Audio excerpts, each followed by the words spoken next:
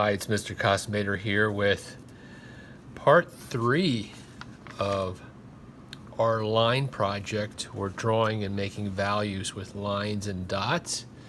And since you've done your scales and you've shaded your spheres or eggs, it's time to do an actual assignment. So, look through your camera roll. You could also go on the internet and find an interesting photo or picture to work from. Something that has light and dark, maybe something that has interesting textures. And this is a student example. This is done with stippling. These are all done with dots, lots and lots of dots. Okay, here's a few lines here in the eyebrow, but otherwise, mostly stippling. Here's another example of stippling. You can also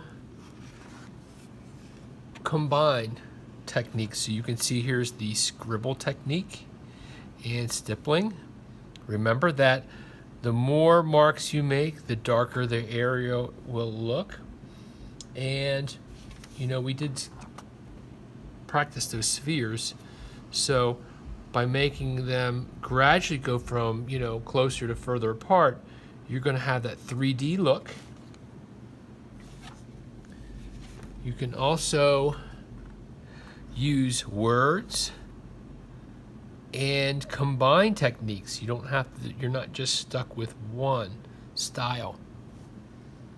Okay, so to get started, start with a very light pencil drawing. And what you can do is, if you remember back in Art 1, if not, we used to draw upside down to practice. So you could try taking a photo and start lightly drawing it with a pencil. That's right, start with a pencil first. Lay everything out nice and neat. And then you can start doing your stippling or your cross hatching or your hatching or whatever sorts of lines that you want to make for this project. Now, regular photocopy paper works really well. And your tools of choice, you could do this entire project in pencil. You could sketch it out in pencil and then use a pen. Some artists are amazing with just a regular pen. But what I would recommend is a fine tipped micron pen. It's like a Sharpie, but it's much, much thinner. So I'm giving my students these in class to work on them. If you need one and you can pick one up, let me know. Just message me and I'll leave one at the front desk by the attendance desk and you can pick it up.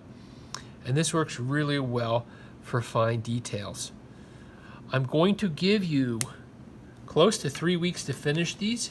There are a lot of lines and marks on these. And to do them properly, you really have to take your time. So find some smooth paper. Start with a really good light drawing with a pencil. Try not to erase too much. If you do erase, let's say this was my picture. If I am erasing a lot, you may want to retrace it. Hold it up to a window and retrace your drawing just so that you have a nice clean drawing to work from. And then just gradually build up the values.